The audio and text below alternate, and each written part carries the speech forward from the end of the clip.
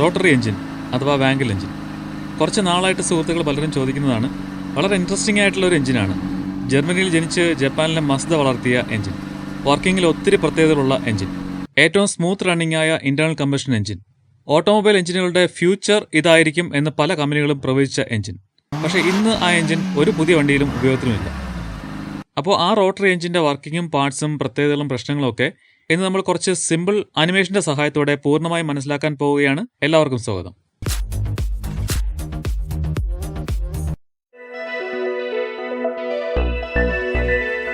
കാഴ്ചയിൽ സിമ്പിളാണെങ്കിലും എനിക്ക് കുറേ പാടുപെടേണ്ടി വന്ന ഒരു അനിമേഷനും ടെക്നോളജിയാണ് റോട്ടറി എഞ്ചിൻ്റേത്. അതുകൊണ്ടാണ് വീഡിയോ വരാൻ കുറേ സമയമെടുത്തത്.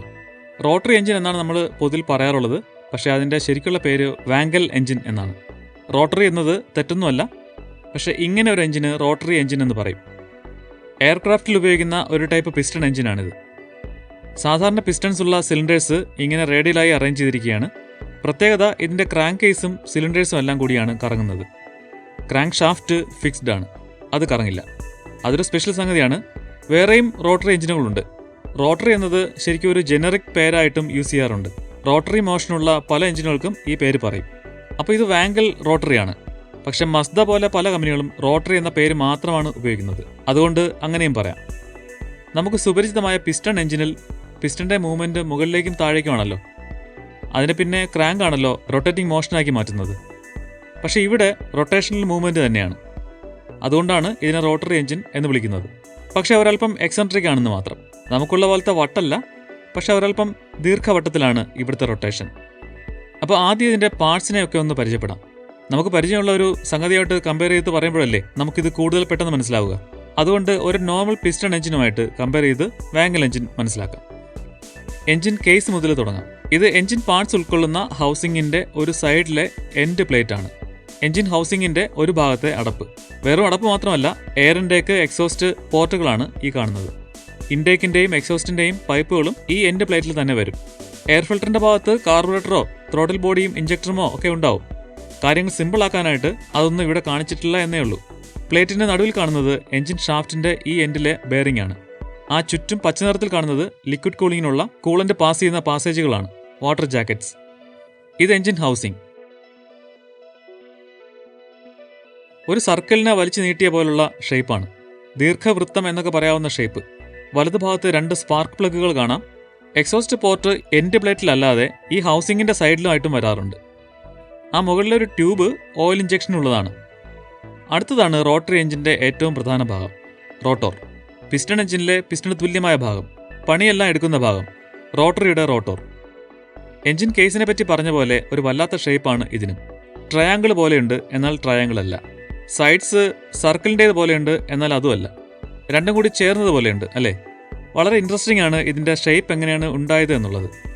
ഒരു സർക്കിൾ, അതിൻ്റെ സെയിം ഡയമീറ്ററുള്ള മറ്റൊരു സർക്കിള് ആദ്യത്തേതിൻ്റെ സെൻറ്റർ പോയിന്റിൽ ബൗണ്ടറി ടച്ച് ചെയ്തിരിക്കുന്ന രീതിയിൽ വരുന്നു. ഈ 2 സർക്കിളുകളുടെയും സെൻറ്റർ പോയിന്റുകളെ ടച്ച് ചെയ്യുന്ന രീതിയിൽ സെയിം ഡയമീറ്ററുള്ള ഒരു മൂന്നാമത്തെ സർക്കിള് വരുന്നു. ഇപ്പോൾ നടുവിൽ ഒരു ഷേപ്പ് രൂപപ്പെട്ടിട്ടുണ്ട്. കാര്യം മനസ്സിലായല്ലേ? നമ്മുടെ വാങ്കൽ റോട്ടറിൻ്റെ ഷേപ്പ് വന്നു. ഇതിന് റിയുലക്സ് ട്രയാങ്കിൾ എന്നാണ് പറയുക. പക്ഷേ റോട്ടർ ആയപ്പോൾ സൈഡുകൾ ഒരൽപ്പം കട്ട് ചെയ്ത് ചെറുതാക്കിയിട്ടുണ്ട്. ശരിക്കുള്ള റിയുലക്സ് ട്രയാങ്കിൾ ഷേപ്പിൽ റോട്ടർ ഉപയോഗിക്കാൻ ഒരു പ്രായോഗിക ബുദ്ധിമുട്ടുണ്ട്. അതെന്താണെന്ന് അല്പം കഴിയുമ്പോൾ മനസ്സിലാവും. ഈ ഷേപ്പിലാണ് ഗിറ്റാറിൻ്റെ പിക്സ്.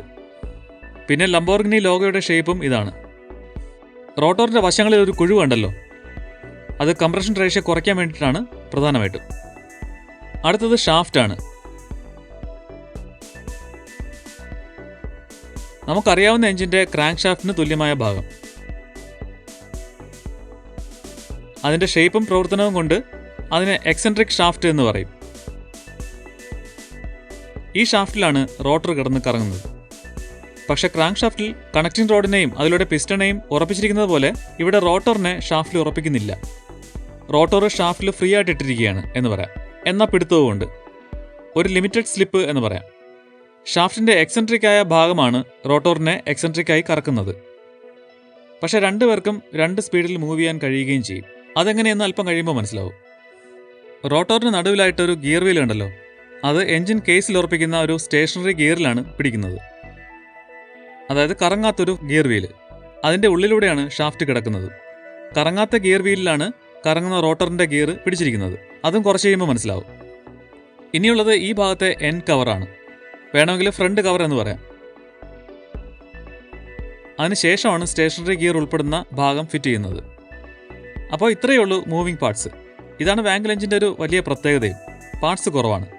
വാങ്കൽ എഞ്ചിൻ്റെ വർക്കിംഗ് എക്സ്പ്ലെയിൻ ചെയ്യും മുമ്പ് ഇത് കണ്ടുപിടിച്ച ആളിനെ പറ്റി പറയണ്ടേ? അല്ലെങ്കിൽ അത് ഗുരുത്വദോഷമല്ലേ?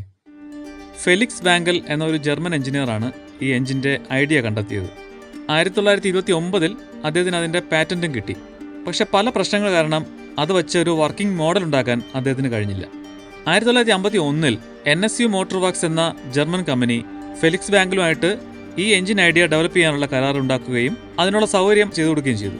വളരെ നീണ്ട ഒരു ഡെവലപ്മെൻറ്റ് പ്രോസസ്സിൻ്റെ ഒടുവിൽ 1957 ഫെബ്രുവരി 1 വാങ്കല് അദ്ദേഹത്തിൻ്റെ എഞ്ചിൻ്റെ ഫസ്റ്റ് റണ്ണിംഗ് പ്രോട്ടോടൈപ്പ് അവതരിപ്പിച്ചു. DKM 54 എന്ന പേരിൽ. 21 bhp പ്രൊഡ്യൂസ് ചെയ്യുന്ന ഈ എഞ്ചിൻ്റെ ഡിസൈൻ ഇപ്പോഴത്തെ വാങ്കൽ എഞ്ചിൻസിനേക്കാളും കോംപ്ലിക്കേറ്റഡ് ആയിരുന്നു. റോട്ടറിൻ്റെ കൂടെ അതിൻ്റെ ഹൗസിങ്ങും കൂടി റൊട്ടേറ്റ് ചെയ്യുന്ന ടൈപ്പായിരുന്നു. മാത്രമല്ല പാർട്സിൻ്റെ എണ്ണവും കൂടുതലായിരുന്നു. സ്പാർക്ക് പ്ലഗ് മാറ്റണമെങ്കിൽ കൂടി എഞ്ചിൻ മൊത്തം പൊളിക്കണം എന്നൊക്കെയുള്ള പ്രശ്നങ്ങളും ഉണ്ടായിരുന്നു. പക്ഷേ വളരെയധികം ബാലൻസ്ഡും പവർഫുള്ളും ആയിരുന്നു ആ എഞ്ചിൻ. പക്ഷേ ഈ കഥയിലൊരു ട്വിസ്റ്റ് ഉണ്ടായിരുന്നു.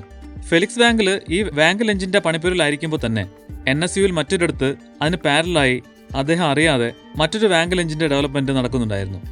ഹാൻസ് ഡീറ്റർ പാഷ്കെ എന്നൊരു NSU എഞ്ചിനീയറുടെ നേതൃത്വത്തിൽ. അതും ആ സെയിം വർഷം 1957 തന്നെ പൂർത്തിയായി. KKM 57P. ഇത് പക്ഷേ ഫെലിക്സ് വാങ്കലിൻ്റെ ഡിസൈനെ അപേക്ഷിച്ച് വളരെ സിമ്പിളായിരുന്നു. റോട്ടർ മാത്രം റൊട്ടേറ്റ് ചെയ്യുന്ന ഹൗസിംഗ് കൂടെ കറങ്ങാത്ത ടൈപ്പ്. നിങ്ങൾ ഊഹിച്ചത് ശരിയാണ്. ഇപ്പോഴത്തെ വാങ്കൽ എഞ്ചിൻ്റെ ശരിക്കുള്ള പൂർവികൻ ഇതായിരുന്നു. ഈ ഐഡിയ കൊണ്ടുവന്ന ആളെ കടത്തിവെട്ടി അയാൾ അറിയാതെ അതിനേക്കാൾ ബെറ്റർ ആൻഡ് സിമ്പിൾ ഡിസൈൻ മറ്റൊരു ലോ പ്രൊഫൈൽ എഞ്ചിനീയർ കണ്ടെത്തുന്നു. അതൊരു കിടിലൻ ട്വിസ്റ്റ് തന്നെയാണ്. പക്ഷേ NSUവിനുള്ളിൽ അതിനുശേഷം എന്തൊക്കെയോ സംഭവിച്ചിരിക്കണം. വാങ്കൽ എഞ്ചിനുമായി ബന്ധപ്പെട്ട് അധികം ഈ ഹാൻസ് ഡീറ്റർ പാഷ്കയുടെ പേര് കേൾക്കുന്നില്ല. വാങ്കലിൻ്റെ പേര് മാത്രമേ ഉള്ളൂ. പാഷ്കയെ ലോകം മറന്നു. പാഷ്കയുടെ ഉറപ്പിക്കാവുന്ന ഒരു പിക്ചർ പോലും ഇൻ്റർനെറ്റിലെങ്ങും കണ്ടില്ല. NSU ഈ എഞ്ചിൻ്റെ ലൈസൻസ് പല വലിയ കമ്പനികൾക്കും കൊടുത്തു. വലിയ വിലയ്ക്ക് തന്നെ ആയിരിക്കണം. പക്ഷേ പിന്നെയും പല വിധത്തിലുള്ള ഡെവലപ്മെൻറ്റുകൾക്ക് ശേഷമാണ് അതൊരു പെർഫെക്റ്റ് എഞ്ചിനാകുന്നത്. അതിന് പ്രധാന പങ്ക് വഹിച്ചത് ജപ്പാനിലെ മസ്ദയായിരുന്നു. അവരുടെ RX-8 സ്പോർട്സ് കാറിൽ ഉപയോഗിച്ചിരുന്ന റെനിസിസ് റോട്ടറി എഞ്ചിൻ്റെ ഒരു മാതൃകയിലാണ് ഈ അനിമേഷൻ ചെയ്തിരിക്കുന്നത്. ഈ റോട്ടറാണ് അതിൻ്റെ ഏറ്റവും പ്രധാന പാർട്ടെന്ന് നേരത്തെ പറഞ്ഞു. അത് കറങ്ങുമ്പോൾ നിങ്ങൾ ശ്രദ്ധിച്ചിട്ടുണ്ടാവും, ഈ ദീർഘവൃത്താകൃതിയിലുള്ള അല്ലെങ്കിൽ ഓവൽ ഷേപ്പിലുള്ള എഞ്ചിൻ കേസിൻ്റെ ഇന്നർ വോളിൽ ഇതിൻ്റെ 3 എഡ്ജുകളും എപ്പോഴും കൃത്യമായി ടച്ച് ചെയ്താണ് റോട്ടർ കറങ്ങുന്നത്. റൗണ്ട് ഷേപ്പിലുള്ള ഒരു സംഗതിക്കകത്ത് എന്തിനെങ്കിലും ഇങ്ങനെ എല്ലാ ഭാഗവും ടച്ച് ചെയ്ത് കറക്കാൻ എളുപ്പമാണ്. കാരണം എല്ലാ ഭാഗവും ഒരേ ഡിസ്റ്റൻസിലാണല്ലോ സർക്കിളിൽ. ഇവിടെ പക്ഷേ വളരെ വിദഗ്ധമായിട്ട് ഈ ത്രികോണ ഷേപ്പിലുള്ള റോട്ടറിനെ ഓവൽ ഷേപ്പിലുള്ള സ്റ്റേറ്ററിനകത്ത് എല്ലായിടവും മുട്ടിച്ച് കറക്കുന്നുണ്ട്.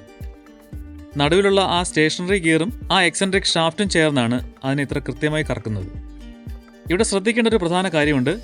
ഷാഫ്റ്റും റോട്ടറും ഒരേ സ്പീഡിലല്ല കറങ്ങുന്നത്. റോട്ടറിൻ്റെ 3 ഇരട്ടി വേഗത്തിലാണ് ഷാഫ്റ്റിൻ്റെ കറക്കം. ഞാൻ നേരത്തെ പറഞ്ഞു, ഷാഫ്റ്റിൽ റോട്ടർ ഉറപ്പിച്ചിട്ടില്ല. റോട്ടറിന് ഷാഫ്റ്റിൽ ഫ്രീ ആയി മൂവ് ചെയ്യാൻ കഴിയും. പക്ഷേ ആ ഫ്രീ മൂവ്മെൻറ്റിനെ കൺട്രോൾ ചെയ്യുന്നത് ഷാഫ്റ്റിൻ്റെ എക്സെൻട്രിക് ഷേപ്പും പിന്നെ ഈ സ്റ്റേഷനറി ഗിയറിലുള്ള റോട്ടർ ഗിയറിൻ്റെ പിടുത്തവുമാണ്. ഈ ഒരു പിന്നും ഈ അലൈൻമെൻറ്റ് മാർക്കിങ്ങും കൂടി ഒന്ന് ശ്രദ്ധിച്ചാൽ അത് മനസ്സിലാവും.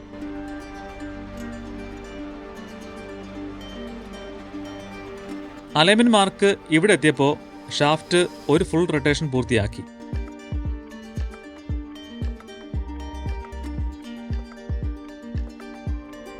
ഇപ്പോൾ രണ്ടാമത്തെ റൊട്ടേഷനുമായി അലൈൻമെൻറ്റ് മാർക്ക് ഇവിടെ എത്തിയതേ ഉള്ളൂ.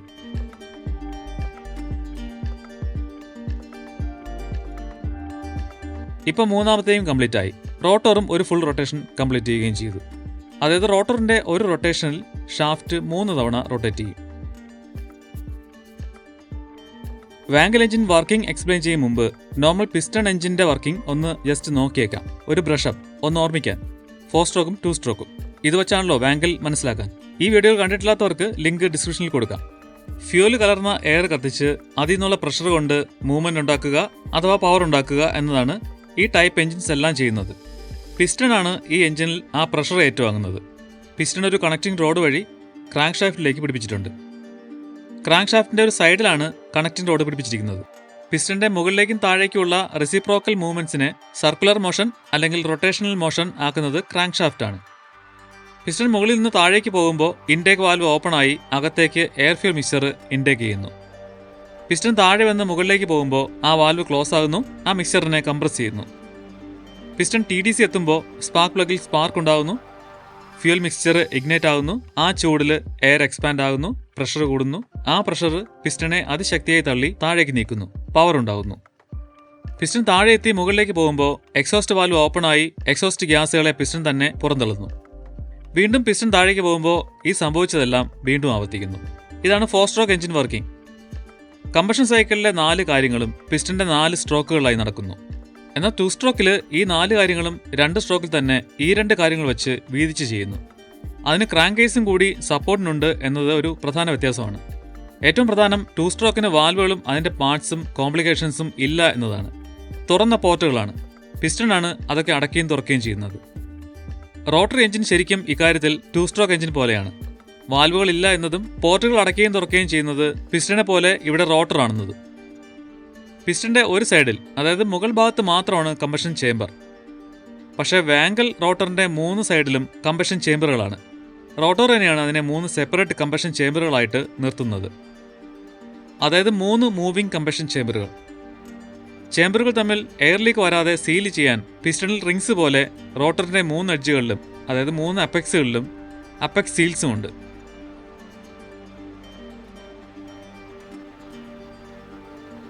മെറ്റൽ സീലുകൾ തന്നെയാണ്. അതിനടിയിലുള്ള ഒരു സ്പ്രിംഗ് പ്ലേറ്റ് ആണ് അപ്പെക്സ് സീലുകളെ സ്റ്റേറ്റർ വാളിലേക്ക് പുഷ് ചെയ്ത് പിടിക്കുന്നത്.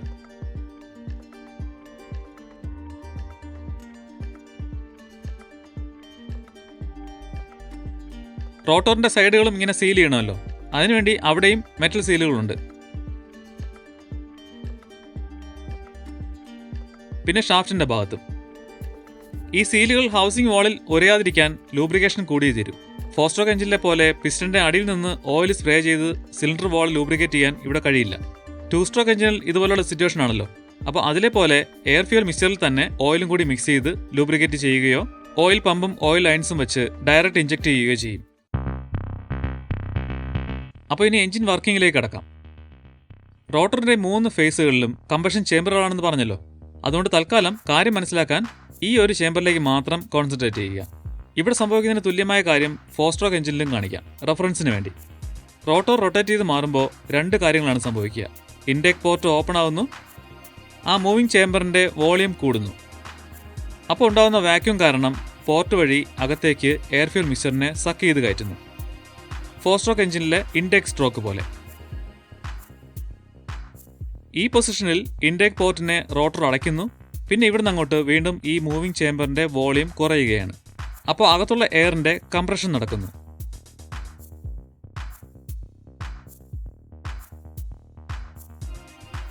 റോട്ടർ ഈ പൊസിഷനിലെത്തുമ്പോൾ കംപ്രഷൻ മാക്സിമം ആവും. അപ്പോൾ സ്പാർക്ക് പ്ലഗുകൾ ഫയർ ചെയ്യും. ഫ്യൂൽ മിക്സറിന്റെ ഇഗ്നിഷൻ നടക്കും. ആ ചൂടിൽ എയർ എക്സ്പാൻഡ് ആകുന്നു, പ്രഷർ കൂടുന്നു. ആ പ്രഷറിന്റെ ശക്തിയിൽ റോട്ടോർ അതിശക്തിയായി റൊട്ടേറ്റ് ചെയ്യുന്നു, പവർ പ്രൊഡ്യൂസ് ചെയ്യപ്പെടുന്നു. പിസ്റ്റൺ എഞ്ചിനിൽ പിസ്റ്റൺ നേരെ താഴേക്ക് പോകുന്നു, ക്രാങ്കിനെ കറക്കുന്നു. റോട്ടോർ കൂടുതൽ റൊട്ടേറ്റ് ചെയ്യും തോറും ഫ്യൂൽ കത്തിക്കഴിഞ്ഞ് ബേൺഡ് ഗ്യാസ് അല്ലെങ്കിൽ എക്സോസ്റ്റ് ഗ്യാസായി മാറുന്നു. ഇപ്പോൾ ചേംബർ വീണ്ടും ഫുള്ളായിട്ട് എക്സ്പാൻഡ് ആയിരിക്കും. അപ്പോഴേക്കും എക്സോസ്റ്റ് പോർട്ട് ഓപ്പൺ ആകുന്നു. ആ ഗ്യാസുകൾ അതുവഴി പുറത്തേക്ക് പോയി തുടങ്ങും. 4 സ്ട്രോക്കിൽ എക്സോസ്റ്റ് വാൽവ് ഓപ്പണായി പിസ്റ്റൺ എക്സോസ്റ്റ് ഗ്യാസിനെ പുഷ് ചെയ്ത് പുറത്തേക്ക് കളയുന്നു. അതുപോലെ ഇവിടെയും ചേംബറിന്റെ വോളിയം കുറയുകയാണ്. അത് എക്സോസ്റ്റ് ഗ്യാസിനെ മുഴുവൻ പുറത്തേക്ക് തള്ളി ഇറക്കുന്നു. വീണ്ടും ഒരു TDC പൊസിഷനിലേക്ക് റോട്ടർ എത്തുന്നു. ഇവിടെ റോട്ടറിന്റെ ഒരു ഫേസിലെ അല്ലെങ്കിൽ ഒരു ചേംബറിലെ കമ്പഷൻ സൈക്കിൾ പൂർത്തിയാവുന്നു. വാങ്കൽ എഞ്ചിന്റെ ഒരു വലിയ പ്രത്യേകത ഇതാണ്. ഒരേ സമയം റോട്ടറിന്റെ 3 സൈഡിലായിട്ട് കമ്പഷൻ സൈക്കിളിന്റെ 3 ഘട്ടങ്ങൾ നടന്നുകൊണ്ടിരിക്കും. പക്ഷേ ചേംബർ മൂവ് ചെയ്തുകൊണ്ടിരിക്കുകയാണ്. ഹൗസിങ്ങിന്റെ പെർസ്പെക്റ്റീവിൽ നോക്കുമ്പോൾ ഒരു സ്ഥലത്ത് തന്നെ ഒരേ കാര്യം ഒന്നിനു പുറകെ ഒന്നായിട്ട് സംഭവിച്ചുകൊണ്ടിരിക്കുകയാണ്.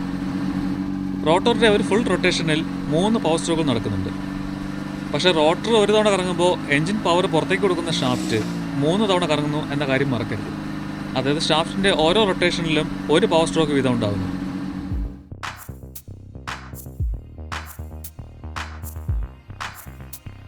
ഇതും 2 സ്ട്രോക്ക് എഞ്ചിന് സമാനമാണ്. ക്രാങ്ക് ഷാഫ്റ്റിന്റെ ഓരോ റൊട്ടേഷനിലും ഓരോ പവർ സ്ട്രോക്ക്. 4 സ്ട്രോക്ക് എഞ്ചിനിൽ പക്ഷേ ഷാഫ്റ്റിന്റെ 2 റൊട്ടേഷനിലാണ് 1 പവർ സ്ട്രോക്ക് ഉണ്ടാകുന്നത്. ഇതിന്റെ കമ്പഷൻ ചേംബറിന്റെ രൂപം കണ്ടല്ലോ. എയർ ഫ്യൂൽ മിക്സ്ചർ ഫുള്ളായി കംപ്രസ്ഡ് ആകുമ്പോഴും ആ കമ്പഷൻ ചേംബർ കനം കുറഞ്ഞ് നീളം കൂടിയതാണ്. പിസ്റ്റൺ എഞ്ചിനിലെ പോലെ ചെറിയ സർക്കുലർ ഷേപ്പ് അല്ല. മാത്രമല്ല അത് മൂവിങ്ങുമാണ്. ഈ ഷേപ്പും മൂവ്മെൻറ്റും കൊണ്ട് സ്പാർക്കിലൂടെ ഉണ്ടാകുന്ന ഫ്ലെയിം എല്ലായിടത്തും എത്താൻ താമസമുണ്ടാവും. അതിൻ്റെ എഫക്റ്റ് കുറയ്ക്കാനാണ് ഈ 2 സ്പാർക്ക് പ്ലഗ്. അപ്പോൾ കൂടുതൽ ഏരിയയിലേക്ക് ഫ്ലെയിം വേഗം എത്തും. പിസ്റ്റൺ എഞ്ചിനിലും 2 സ്പാർക്കും 3 സ്പാർക്കും യൂസ് ചെയ്യുന്നുണ്ട്. അതും ഫ്യൂൽ മിക്സറിനെ ഏറ്റവും എഫിഷ്യൻ്റായി ഇഗ്നേറ്റ് ചെയ്യാൻ വേണ്ടി തന്നെയാണ്. അതുപോലെ റോട്ടറിൻ്റെ സൈഡിലെ കർവേച്ചർ കട്ട് ചെയ്ത് കുറച്ചിരിക്കുന്നതിനെ പറ്റി നേരത്തെ പറഞ്ഞതാണ്. റോട്ടർ ഇങ്ങനെ വരുന്ന ടൈമിൽ കമ്പഷൻ ചേമ്പർ 2 പാർട്ടായി പോകാതിരിക്കാൻ വേണ്ടിയിട്ടാണ് അങ്ങനെ ചെയ്തിരിക്കുന്നത്. അതിപ്പോൾ മനസ്സിലാവുന്നുണ്ടാവും അല്ലേ? ഇതിപ്പോൾ ഒരു റോട്ടറിൻ്റെ കാര്യം മാത്രമാണ് കണ്ടത്. മൾട്ടി സിലിണ്ടറുകൾ ഉള്ളതാണല്ലോ നോർമൽ എഞ്ചിനുകൾ. ചെറിയ ബൈക്കിലല്ലേ സിംഗിൾ സിലിണ്ടർ. സിയും പവറും കൂട്ടാൻ സിലിണ്ടർ എണ്ണം കൂട്ടുകയാണ് ബെസ്റ്റ് ഓപ്ഷൻ. അതുപോലെ വാംഗൽ റോട്ടറിയിലും ഇതുപോലത്തെ ഒന്നിലധികം റോട്ടർ ഹൗസിങ്ങുകൾ ചേർത്ത് വെച്ച് 2, 3, 4 റോട്ടേഴ്സ് ഉള്ള എഞ്ചിനുകൾ ഉണ്ടാക്കും. 2 സിലിണ്ടർ, 4 സിലിണ്ടർ, 8 സിലിണ്ടർ എന്നൊക്കെ പറയും പോലെ ഇവിടെ ഹൗസിങ്ങിൻ്റെ എണ്ണമല്ല പറയുക, പകരം റോട്ടറുകളുടെ എണ്ണമാണ് എന്ന വ്യത്യാസമുണ്ട്. 2 റോട്ടർ എഞ്ചിൻ, 4 റോട്ടർ എഞ്ചിൻ അങ്ങനെയാണ് പറയുക. സിയുടെ കാര്യം പറഞ്ഞപ്പോഴാണ് വാംഗൽ എഞ്ചിൻ്റെ CC കണക്കാക്കുന്നത് എങ്ങനെയാണെന്ന് അറിയണ്ടേ? അതിൽ കുറച്ച് കൺഫ്യൂഷൻ പണ്ട് മുതലേ ഉണ്ട്. പിസ്റ്റൺ എഞ്ചിനിൽ കൃത്യമായിട്ടൊരു സിലിണ്ടർ ഉണ്ട്. അതിൽ പിസ്റ്റൺ ഡിസ്പ്ലേസ് ചെയ്യുന്ന വോളിയമാണ് CC. പിസ്റ്റൻ്റെ സ്ട്രോക്കും സിലിണ്ടർ ബോറും വച്ച് ക്യൂബിക് കപ്പാസിറ്റി പറയും. അതിൽ വേറെ തർക്കമൊന്നുമില്ല. പക്ഷേ ഇവിടെ അങ്ങനെ ഒരു ഫിക്സ്ഡ് ഷേപ്പും സ്ഥലവും ഇല്ലല്ലോ, മൂവിങ് ചേമ്പർ അല്ലേ. വാംഗൽ എഞ്ചിൻ ഡെവലപ്പ് ചെയ്യുന്ന കമ്പനികൾ പറയുന്നത് റോട്ടറിൻ്റെ ഒരു ഫേസിൻ്റെ ചേമ്പർ ഇതുപോലെ മാക്സിമം എക്സ്പാൻഡായി നിൽക്കുമ്പോൾ ഉള്ള ആ ഭാഗത്തിൻ്റെ വോളിയമാണ് ആ റോട്ടർ ഹൗസിങ്ങിൻ്റെ CC എന്നാണ്. പക്ഷേ ഒരു മറു ചോദ്യം ഉള്ളത്, അപ്പോൾ റോട്ടറിൻ്റെ മറ്റ് 2 ഫേസുകളുടെ കപ്പാസിറ്റി കണക്കിൽ വരണ്ടേ എന്നതാണ്. അത് വളരെ ശരിയായ ചോദ്യമാണ്. ഒരു ചേമ്പറിൻ്റെ കണക്ക് പറയുമ്പോൾ മറ്റേ 2 ചേമ്പറുകൾ ചേർന്ന് ഏതാണ്ട് അത്ര തന്നെ വോളിയം പ്രൊഡ്യൂസ് ചെയ്യുന്നുണ്ട്. അപ്പോൾ അതെങ്ങനെ ഒഴിവാക്കും? ആ ചേമ്പറുകളും അപ്പോൾ പവർ പ്രൊഡക്ഷൻ്റെ ഏതെങ്കിലും ഒരു ഘട്ടത്തിലാണല്ലോ. അമേരിക്കയിലും യൂറോപ്പിലും അതുകൊണ്ട് തന്നെ ഒരു ചേമ്പറിൻ്റെ CC കാൽക്കുലേറ്റ് ചെയ്തിട്ട് അതിൻ്റെ ഇരട്ടിയാണ് ആക്ച്വൽ CC ആയി കണക്കാക്കിയിരിക്കുന്നത്. അതായത് 500 cc ആണ് സിംഗിൾ റോട്ടർ എഞ്ചിൻ്റെ ഒരു ചേമ്പറിൻ്റെ CC എങ്കിൽ അതിനെ 1000 cc എഞ്ചിനായി കണക്കാക്കും. ഒറ്റ റോട്ടറുള്ള എഞ്ചിനാണ് അതെങ്കിൽ അതാണ് ആ എഞ്ചിൻ്റെ CC. ഒന്നിൽ കൂടുതൽ റോട്ടറുള്ള എഞ്ചിനാണെങ്കിൽ ആ എണ്ണം കൊണ്ട് ഗുണിക്കുമ്പോൾ ഉള്ളതാണ് ടോട്ടൽ CC. സുസുക്കി ഹിസ്റ്ററി വീഡിയോയിൽ ഒരു റോട്ടറി എഞ്ചിൻ്റെ RE5 ബൈക്കിനെ പറ്റി പറഞ്ഞിരുന്നല്ലോ. അതിന് സുസുക്കി ഇതുപോലെ കണക്കാക്കിയിരുന്നത് 500 cc ആയിരുന്നു. പക്ഷേ അതിന് 1000 cc ബൈക്കായിട്ടാണ് പല രാജ്യങ്ങളിലും കണക്കാക്കിയിരുന്നത്. ജപ്പാനിൽ പിന്നീട് ഒരു ചേമ്പറിൻ്റെ CC × 1.5 എന്ന കണക്കിലേക്ക് അതിനെ കോംപ്രമൈസ് ചെയ്തു. അതായത് നേരത്തെ പോലെ 500 cc ആണെങ്കിൽ 750 cc എന്ന് കണക്കാക്കും. ഒത്തിരി അഡ്വാൻറ്റേജസ് അല്ലെങ്കിൽ ഗുണങ്ങളുള്ള എഞ്ചിൻ ടെക്നോളജിയാണ് വാംഗൽ റോട്ടറി. അതുകൊണ്ടാണ് ഇപ്പോൾ നമ്മൾ വണ്ടിയിൽ കാണുന്ന 4 സ്ട്രോക്ക് പിസ്റ്റൺ എഞ്ചിനല്ല, വാംഗൽ റോട്ടറി ആയിരിക്കും ഫ്യൂച്ചർ എന്ന് 1960കളിൽ ഓട്ടോമൊബൈൽ കമ്പനികൾ കരുതിയിരുന്നത്. ഈ എഞ്ചിൻ്റെ ഏറ്റവും വലിയ അഡ്വാൻറ്റേജ് ഇതിൽ പിസ്റ്റൺ പോലെ താഴേക്കും മേലേക്കും മൂവ് ചെയ്യുന്ന പാർട്സ് ഇല്ല എന്നതാണ്. അതിന് റെസിപ്രോക്കേറ്റിംഗ് മൂവ്മെൻറ്റ് എന്ന് പറയും. പിസ്റ്റൺ എഞ്ചിനിൽ ഏറ്റവും വലിയ വെല്ലുവിളി ഈ റെസിപ്രോക്കേറ്റിംഗ് മാസിൻ്റെ എഫക്റ്റ് മൂലം ഉണ്ടാകുന്ന വൈബ്രേഷൻ കുറയ്ക്കുക എന്നതാണ്. ചെറിയൊരു എക്സെൻട്രിക് മൂവ്മെൻറ്റ് ഉണ്ടെങ്കിലും റോട്ടറി റൊട്ടേഷണൽ മൂവ്മെൻറ്റിലുള്ള എഞ്ചിൻ തന്നെ ആയതുകൊണ്ട് ഇത്തരത്തിലുള്ള വൈബ്രേഷൻ ഒന്നുമില്ലാതെ സ്മൂത്ത് റണ്ണിങ് തന്നെയാണ്. ഇതേ കാരണം കൊണ്ട് തന്നെ റോട്ടറി എഞ്ചിന് പിസ്റ്റൺ എഞ്ചിനെ അപേക്ഷിച്ച് വളരെ കൂടിയ RPM കറങ്ങാൻ സാധിക്കും. അതിനൊരു കാരണം കൂടിയുണ്ട്. എഞ്ചിൻ RPM പറയുന്നത് എക്സെൻട്രിക് ഷാഫ്റ്റിൻ്റെ, അതായത് ഔട്ട്പുട്ട് ഷാഫ്റ്റിൻ്റെ വേഗത നോക്കിയിട്ടാണല്ലോ. അതിൻ്റെ 3/1 വേഗത്തിലല്ലേ അകത്തെ റോട്ടർ ഇറങ്ങുന്നത്. അതായത് 15000 RPM എഞ്ചിൻ ഷാഫ്റ്റ് കറങ്ങുമ്പോൾ റോട്ടർ കറങ്ങുക വെറും 5000 RPM ആയിരിക്കുമല്ലോ. താഴേക്ക് മേലേക്ക് ഓടുന്ന പിസ്റ്റൺ ക്രാങ്ക് ഷാഫ്റ്റിന് ഉണ്ടാക്കുന്ന പോലത്തെ ഒരു സ്ട്രെസ് ഇവിടെ ചെറിയൊരു എക്സെൻട്രിക്കിൽ ഓടുന്ന റോട്ടർ ഈ ഷാഫ്റ്റിന് ഉണ്ടാക്കുകയില്ല. എഞ്ചിൻ RPM ലിമിറ്റ് ചെയ്യുന്ന മറ്റൊരു സംഗതി വാൽവുകളാണ്. ഒരു പരിധിയിൽ കൂടുതൽ സ്പീഡിൽ വാൽവുകൾ വർക്ക് ചെയ്യുമ്പോൾ അത് കൃത്യമായി അടയാതെ വരുന്ന ഒരു അവസ്ഥ, വാൽവ് ഫ്ലോട്ട് ഉണ്ടാവും. വാംഗലിൽ വാൽവ്സ് ഇല്ലാത്തതുകൊണ്ട് അതൊന്നും പ്രശ്നമല്ല. അതുപോലെ നോർമൽ എഞ്ചിനെ അപേക്ഷിച്ച് വളരെ കുറച്ച് പാർട്സ് മാത്രമേ റോട്ടറിക്ക് ഉള്ളൂ എന്നതും ഒരു പ്രധാന ഗുണമാണ്, പ്രത്യേകിച്ച് 4 സ്ട്രോക്കിനെ അപേക്ഷിച്ച്. ഈ പറഞ്ഞ വാൽവുകൾ, rock rams, cam shaft, timing chain, connecting road അങ്ങനെയുള്ള സംഗതി ഒന്നും വേണ്ടല്ലോ. റെസിപ്രോക്കേറ്റിംഗ് പിസ്റ്റണും സിലിണ്ടറും വേണ്ടാത്തതുകൊണ്ട് തന്നെ ഏതാണ്ട് ഒരു സാധാരണ എഞ്ചിൻ്റെ ക്രാങ്ക് കേസിൻ്റെ വലുപ്പം മതിയാവും ആ സെയിം CC ഉള്ള റോട്ടറി എഞ്ചിന്. അതായത് സ്പേസ് കുറച്ച് മതി, പാർട്സ് കുറവ്, സൈസ് കുറവ്. ഇത് രണ്ടും കൊണ്ട് തന്നെ വെയിറ്റും കുറവാണ് റോട്ടറിക്ക്. സെയിം CC ഉള്ള റോട്ടറി എഞ്ചിൻ പിസ്റ്റൺ എഞ്ചിനേക്കാൾ വളരെ കൂടുതൽ പവർ പ്രൊഡ്യൂസ് ചെയ്യുന്നുണ്ട്. അതുകൊണ്ട് തന്നെ സെയിം പവർ ഡെവലപ്പ് ചെയ്യാൻ പിസ്റ്റൺ എഞ്ചിൻ്റെ 3/1 ഫിസിക്കൽ സൈസുള്ള റോട്ടറി എഞ്ചിൻ മതിയാവും. എഞ്ചിൻ നോക്കിംഗ് അറിയാമല്ലോ, അതുണ്ടാവില്ല റോട്ടറി എഞ്ചിനിൽ. അതുകൊണ്ട് തന്നെ ലോ ഒക്ടേൻ ഫ്യൂലിൽ കൂടിയ കംപ്രഷൻ റേഷ്യോ യൂസ് ചെയ്യാൻ പറ്റും. ഹൈഡ്രജൻ ഫ്യൂൽ യൂസ് ചെയ്യാൻ ഏറ്റവും പറ്റിയ ടൈപ്പ് ആണ് റോട്ടറി എഞ്ചിൻ. ശരിക്കും പെട്രോൾ, ഡീസൽ ഫ്യൂലിനേക്കാളും എഫിഷ്യൻ്റായിട്ട് ഹൈഡ്രജനിൽ ഇത് വർക്ക് ചെയ്യുമെന്നതാണ് വാസ്തവം. വാംഗൽ എഞ്ചിൻ്റെ കൺസ്ട്രക്ഷൻ അലുമിനിയം ഹൗസിങ്ങും അയൺ റോട്ടറിലുമാണ്. അയൺ റോട്ടർ എക്സ്പാൻഡ് ആവുന്നതിനേക്കാൾ കൂടുതൽ അലുമിനിയം ഹൗസിംഗ് എക്സ്പാൻഡ് ആവുന്നതുകൊണ്ട് റോട്ടർ ഒരിക്കലും ഓവർ ഹീറ്റിൽ സൈസ് വലുതായി ഹൗസിങ്ങിനുള്ളിൽ സീസ് ആവില്ല. പിസ്റ്റൺ എഞ്ചിനിൽ അങ്ങനെ ഒരു പ്രോബ്ലം ഉണ്ടല്ലോ. അവിടെ പിസ്റ്റൺ അലുമിനിയം ആണ്, സിലിണ്ടർ അലുമിനിയം ആണെങ്കിലും സിലിണ്ടർ ലൈനിങ്ങിന് അയൺ യൂസ് ചെയ്യുന്നുണ്ട്. അപ്പോൾ ഹീറ്റ് ആകുമ്പോൾ പിസ്റ്റൺ വളരെ പെട്ടെന്ന് എക്സ്പാൻഡ് ആവും, സീസ് ആവും. ചുരുക്കി പറഞ്ഞാൽ റോട്ടറി എഞ്ചിൻ പിസ്റ്റൺ എഞ്ചിനെ പോലെ സീസ് ആവില്ല.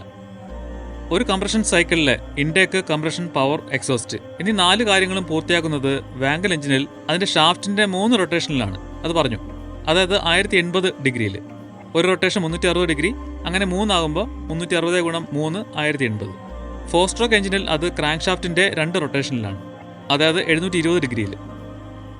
അതിന്റെ 50% കൂടുതലാണ് വാങ്കലിൽ. ഇവിടെ അതിന്റെ ഒരു ഗുണം എന്നത് ഓരോ സ്ട്രോക്കും പൂർത്തിയാക്കാൻ എഞ്ചിന് കൂടുതൽ ടൈം കിട്ടുമെന്നതാണ്. 4 സ്ട്രോക്ക് എഞ്ചിനിൽ ഓരോന്നിനും 180 ഡിഗ്രി ടൈം കിട്ടുന്നിടത്ത് ഇവിടെ 50% കൂടുതൽ 270 ഡിഗ്രി വീതം കിട്ടും. അതായത് എയർ ഫ്യൂൽ മിക്സ്ചർ അകത്തേക്ക് എടുത്ത് ചേംബർ നിറയ്ക്കാൻ കൂടുതൽ ടൈം കിട്ടും.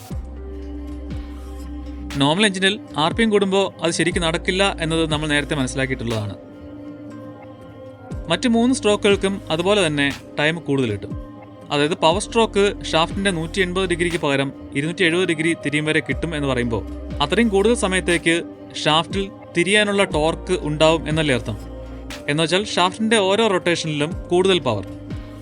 വാങ്കൽ എഞ്ചിന് നോർമൽ 4 സ്ട്രോക്ക് പിസ്റ്റൺ എഞ്ചിനെ അപേക്ഷിച്ച് കൂടുതൽ പവർ ഉണ്ടാവാൻ ഒരു കാരണം ഇതും കൂടിയാണ്. മറ്റൊന്ന് നേരത്തെ പറഞ്ഞ ഓരോ റൊട്ടേഷനിലും ഓരോ പവർ സ്ട്രോക്ക് ഉണ്ടാകുന്നു എന്നത് 2 സ്ട്രോക്ക് എഞ്ചിനിലെ പോലെ. അതുപോലെ എക്സോസ്റ്റ് സ്ട്രോക്കിന് ഡ്യൂറേഷൻ കൂടുതൽ കിട്ടും എന്നത് എക്സോസ്റ്റ് ഗ്യാസിനെ റോട്ടറിന് അധികം ലോഡ് വരാതെ പുറത്തേക്ക് കളയാൻ സഹായിക്കും എന്നതാണ്. അതായത് അധികം തള്ളാതെ തന്നെ അത് പുറത്തേക്ക് പോകാൻ ടൈം കിട്ടും. ഇൻടേക്ക് സമയത്ത് എയർ അകത്തേക്ക് വലിച്ചു കയറ്റാനും എക്സോസ്റ്റ് ഗ്യാസിനെ തള്ളി പുറത്ത് കളയാനും എഞ്ചിൻ യൂസ് ചെയ്യുന്ന പവറിന് പമ്പിംഗ് ലോസ് എന്ന് പറയും. എഞ്ചിൻ ശരിക്കും ഒരു എയർ പമ്പിന്റെ പണിയാണ് ചെയ്യുന്നത് എന്ന് മുൻപുള്ള വീഡിയോയിൽ ഞാൻ പറഞ്ഞിട്ടുണ്ട്. ഒരു സൈഡിൽ കൂടി എയർ സക്ക് ചെയ്യുന്നു, മറ്റൊരു കൂടി പുഷ് ചെയ്ത് കളയുന്നു. ഇടയ്ക്ക് അതിനൊരു നല്ല കാര്യത്തിന് ഉപയോഗിക്കുന്നു എന്നത് മാത്രമാണ് വ്യത്യാസം. വാങ്കൽ എഞ്ചിനിൽ നേരത്തെ പറഞ്ഞ പോലെ സ്ട്രോക്ക് ഡ്യൂറേഷൻ കൂടുതൽ കിട്ടുന്നതുകൊണ്ട് ഈ പമ്പിംഗ് ലോസ് വളരെയധികം കുറയും. Energy saved is energy generated എന്ന് കേട്ടിട്ടില്ലേ?